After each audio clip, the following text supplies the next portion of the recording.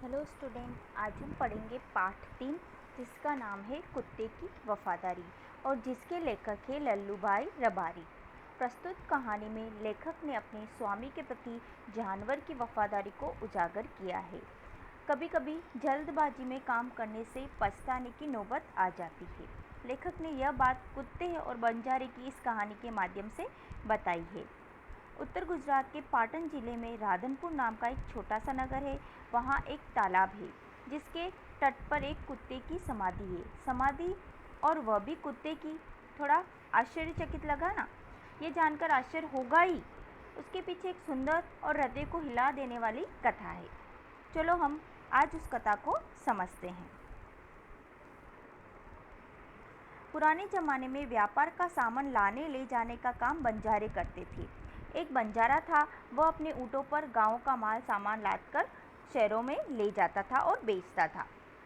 लाखों का व्यापार था, इसलिए लोग उसे लाखा बंजारा कहते थे। लाखा के पास एक सुंदर सा कुत्ता था। वह कुत्ता लाखा की बहुत मदद करता था। जब चोर आ जाते थे तो वह कुत्ता उसे भौंक भौंक कर भगा देता था। कुत्ता बहुत वफादार था, इसलिए बंजारा बहुत खुश था। एक बार बंजारा व्यापार में मार खा गया। उसके व्यापार में बहुत नुकसान हो गया, तो उसके पास पैसे भी ख़त्म हो गए। तो वह एक सेठ के पास गया। सेठ के पास जाकर लाखा ने उसको सारी बात बताई। सेठ ने बोला, ठीक है, मैं तुम्हें पैसे तो दे दूँगा, लेकिन तुम्हें उसके बदले में मुझे कुछ देना पड़ेगा। तो लाखा के पास तो कुछ था ही नहीं। तो लाखा उससे बोलता है, मेरी ज़बान पर विश्वास रखें और मुझे रुपए दे दीजिए, मैं आपकी पूरी रकम सूद समेत 1 साल में चुका दूंगा। तो सेठ उसे बोलते, नहीं, मैं ऐसे तो पैसे नहीं दे सकता।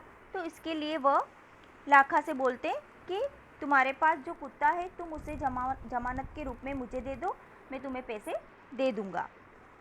इस प्रकार लाखा पैसे ले लेता है और कुत्ते को वहाँ पर छोड़ देता है।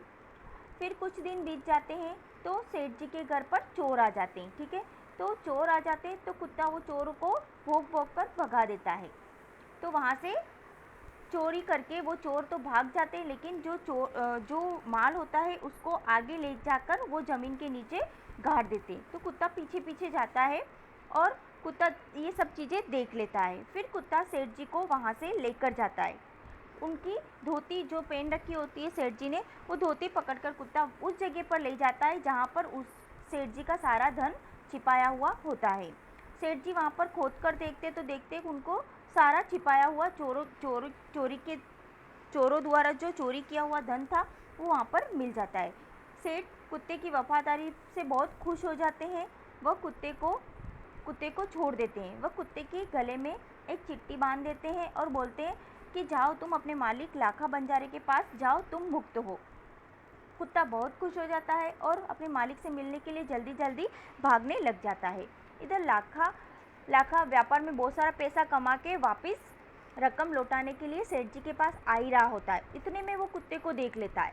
वो देखता है तो वो बहुत नाराज़ हो जाता है। उसको ऐसा लगता है कि कुत्ते ने मेरी ज़बान काट दी, मतलब कुत्ते ने क्या की, बेवफाई की है, उसने वफादारी नहीं रखी, वो वहाँ से भाग कर आ गया।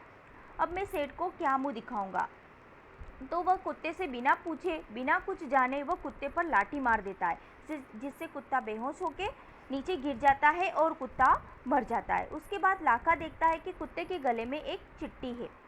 तो लाखा उस चिट्ठी को खोलकर पढ़ने लग जाता है। पढ़ता है तो उसमें लिखा हुआ होता है कि लाखा, तुम्हारे कुत्ते ने मुझे सूद समेत रुपए लौटा दिए हैं, अतः कुत्ते को मैं मुक्त करता हूँ। उसने मेरे घर चोरी किए गए माल सामान को वापस दिलवाया, इसलिए मैं बहुत खुश हो गया और खुश होकर मैंने स्वयं उसे मुक्त कर दिया। लाखा तो चकित हो जाता है और चिल्लाने लगा, हाय, यह मैंने क्या कर दिया, हाय मैंने क्या कर दिया। कुत्ते के शव को अपनी गोदी में लेकर फूट फूट कर रोने लगता है, लेकिन अब उसको पछताने के अलावा कुछ भी नहीं, क्योंकि कुत्ता तो मर चुका होता है। इसलिए उसने उस वफादार कुत्ते की समाधि बनवाई। आज भी पाटन जिले में राधनपुर तालाब के किनारे पर खड़ी और कुत्ते की वफादारी की कथा संसार को सुना रही है। Thank you.